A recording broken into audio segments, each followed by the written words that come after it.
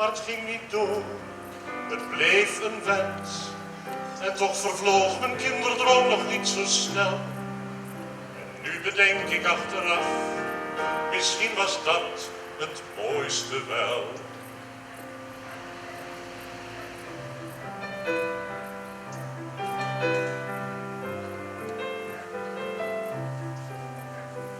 Als jongen keek ik dikwijls door een kier in de gordijnen van mijn kamer op de zolder naar de nacht.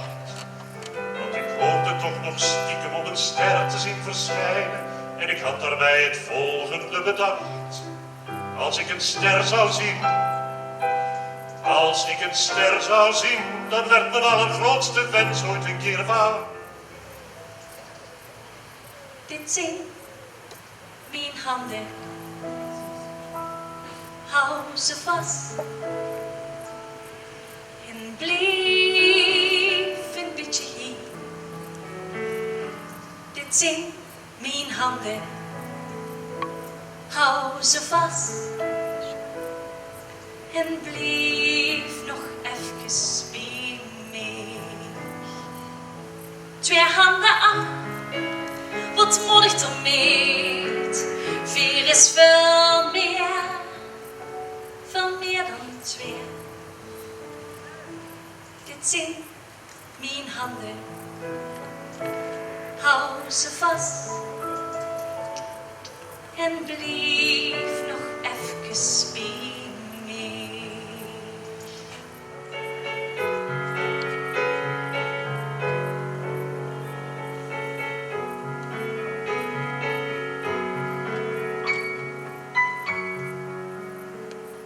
Vluchten kan niet meer, het heeft geen enkele zin. Vluchten kan niet meer, ik zou niet weten waarin. Hoe ver moet je gaan? In zaken of werk, of in discipline. In yin of in yang, of in heroïne. In status en auto en geld verdienen. Hoe ver moet je gaan? Vluchten kan niet meer. Tante Constance en tante Mathilde woonden eendrachtig en knus bij elkaar. Eén was hardhorend, de andere brilde. In doorsnee waren zij 70 jaar. In Overveen telden zij hun jaren bijeen. Niet meer zo koket als voorheen, maar nog altijd flink ter been. Terwijl de kater sliep en de pendule liep en de kanarie sprak, tjip, tjip, tjip, tjip.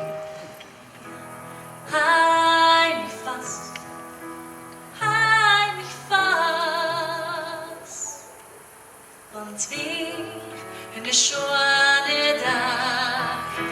Hij mich vast, hij mich vast, hij mich nog even vast, voordat we goed slapen hier. Hij mich vast, hij mich vast,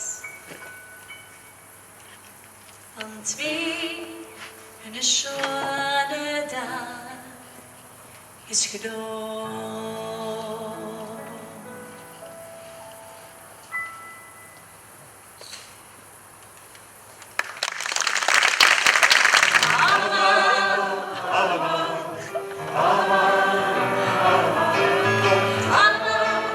Nog één keer. Met z'n allen, het komt